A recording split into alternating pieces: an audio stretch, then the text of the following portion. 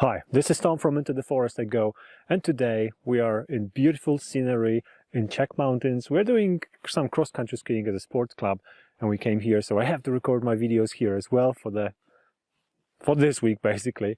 And today I'm going to be talking about something super interesting, which is what to do when you meet other runners in the forest and they distract you. You get lost in your thoughts, and you don't know how to behave, and it causes mistakes which we all want to avoid. So I'll be talking about this today, and if this is your first time to the channel, this is Into the Forest I Go, channel about orienteering, running with the map and compass. And if you want to learn more about this, then stay with me until the end of this video, or just browse through all the other videos that are already available on the channel. Now, let's go. So, a very interesting topic today, because it is a problem for many runners, believe it or not, and I'm pretty sure it might have touched you as well, especially if you've been running for a while.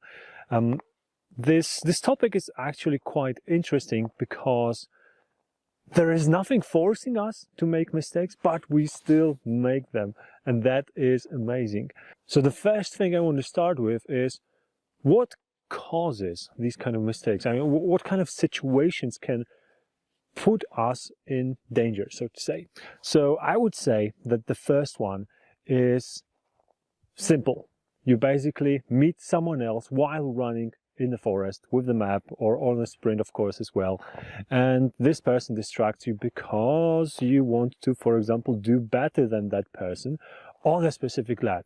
Let's say you caught up to someone, or someone caught up to you, and you want to get rid of that person because you want to continue racing by yourself. You want to maybe get rid of the time loss that you already have, or maybe you want to gain even more time if you caught up to the person, right? So this is definitely one of the situations. Now, what else? Someone is breaking up your pre-start routine. That is also connected with runners, with other runners, right? So you're warming up, you have your routine, and 5 or 4 minutes before the start, someone comes to you and is like, "Hey, how is it going? We haven't seen each other for a while," and so on, right? So that is definitely something that can cause mistakes later on. Now, the next one is one of my favorites: children crying in a forest. So I specifically put it in another category rather than meeting other people in the forest, because it kind of falls into that category as well. It's kind of broad. But people crying in a forest is a different category, because for me, it's actually the only occurrence that will make me stop and do something about it. If a normal runner will just talk to me, I will never react. But if you want me to react, basically you have to start crying. That's the deal, right? The next one is people not talking to you. So you're meeting people in the forest, they are not talking to you, but they are still a distraction. And why does this one happen? Well, it happens when you are distracting yourself because of those people, right? So you're thinking about, am I having a bad race because the person already caught up to me? Or, oh, I'm having a great race because I was able to catch up to this person. So now maybe I can speed up even more. Maybe I can do even better, right? So your thoughts, your talking to yourself causes a distraction in this situation. And then the last one, my favorite really in this category, is when there are no people around you. There are no people around you, but they are still a distraction. Why? Why? Because they are in your head. They are in your head, and you're thinking about your competitors. You're thinking about how fast they are running on this road, for example, or through this forest. Maybe you should be running faster. Maybe you should be running with more energy, right? Maybe you're climbing up the hill and you're thinking, oh, the other guy is probably running up the hill and I'm walking. Oh, I'm so weak, I can't win this, right? So this is my favorite category, because it means that even though there are no people around you, they can still be a distraction, and that's why you have to do something about it. So these are the most common situations you can find yourselves in when the distraction might occur, distraction by other people. And unfortunately, there are many reasons that can cause this, and I would say that you can divide those reasons in 2 different categories. The first one is personal reasons, your head and what's going on inside your head. And this is a very broad topic and quite individual as well. So I'm not going to go into this one because we just want to keep this video brief and not too long. But there is also a second category, and this second category is strategic. So because of your strategic thinking about how to win the race, you are getting distracted by other runners. And again, there are several situations where I feel it happens, several strategic decisions that you might want to take. The first one is you're running a leg with someone else and you want to do better than the other person. So you're thinking, okay, maybe I should take a different route choice. Maybe I should not go together, but we have to split if we want to get to the other control separately, and hopefully I will get to the control first, right? So this is definitely something you need to be aware of. Another one is someone catches up to you, or if you're lucky, you catch up to someone else who is a better, faster runner than you are. And then you're thinking, okay, I caught up to someone good.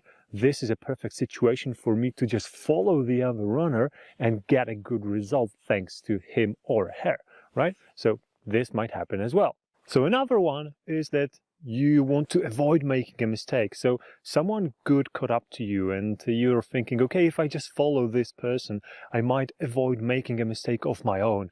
And maybe this person will help me find a control faster. So you try and do that. Another one is when you want to just rest from your mental fatigue. So let's say you've already run several controls and you're already feeling a little bit tired, your focus is running away, and bam, there is a chance to just follow someone to the control. How easy can it get, right? So then you try to do that. And what happens? Well, maybe nothing, maybe a mistake. Last one that I have over here is one of my favorites really, and it's connected with races where the first person at the finish line wins the race. So for example, the third leg of the relay is like that. So the person that crosses the finish line first wins. And if you're running in a group in this kind of situation, well, first of all, it's stressful. Second of all, it's quite fast.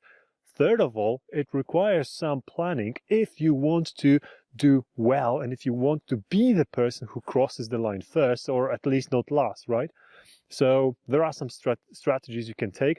But again, if you're thinking about it because of the group, it's kind of a distraction and you might not be prepared for this. So this is again something better to watch out for. So what's the advice then? Well, first of all, going faster than your normal racing pace is not really a great idea, because if you go above your racing threshold, the one that is comfortable to you, you will start making more mistakes because you're running faster and your map reading capabilities are not following the pace that you're running with. Second of all, it will become harder to think because, again, you will cross the threshold where your brain is still getting enough oxygen to make it work properly. And then suddenly the mistakes again will happen, not just because you're not fast enough with reading the map, but because it's not possible anymore to catch all the important features in the terrain that you need to, and think about everything else. The second thing that is also very important is that when you're running with another person, you just want to do better on a specific leg, and you're thinking, okay, if I am to have any kind of a chance of getting to the next control faster than the other person, and this person is going this way, so I have to go that way, right? I have to take a different route choice, because if we run together, I know that I'm not faster than the other person, so I can't lose him or her like that. I need to take a different route choice. And it sometimes forces you, well, not really forces, you're forcing yourself. It sometimes forces you, or you're forcing yourself to pick a wrong route choice, a bad route choice, a worse one, right? So automatically this will hurt your performance during this race and all the other races where you make this wrong decision. Running without map control also is very risky, as you probably know. So in the situation where you have other people and you have the possibility of following them, or a single person, then I'm not saying don't do this, but I'm saying control the map. You want to be on the map at all times. Otherwise, it might end up pretty badly. And here is a next one, which is nicely connected with this one. So you're running with another person or in a group of people. Now imagine what happens. You're thinking, okay, I feel safer now. I feel safer because there are people around me. They control the map, so they're going to help me find a control. So therefore, I don't have to be on the map 100%. Now, what do you think the other people in the group are thinking? Usually, almost exactly the same. Therefore, like the group responsibility kind of diminishes the power that you might have had as a group, but actually, despite being there more people, you're not getting more results, you're actually getting less results. That's why very often it happens that people are coming back from the race, they are talking and they are saying, oh, I was doing great until I met someone and then we started making mistakes. So it doesn't happen for no reason. There is always reason for things, and that's the dissolved responsibility of a group. And of course, one more thing to add over here is that very often the mistakes come out of your own insecurities, your own disbelief in yourself. So trust yourself, trust your abilities, trust that you can follow the map properly, trust that you can finish the leg and find a control without making mistakes. Because if you do that, then you will be definitely making less mistakes because of people running around you, and it will also be a great training that will take you steps further into becoming more accomplished orienteer in general. And that takes me nicely to the last part, which is what can you do about it, right? So, of course, the thing that I've just mentioned, trust yourself more and work on this so that you are able to follow the map without worrying about people around you. This takes some time, this takes some training, of course, actually quite a lot of it.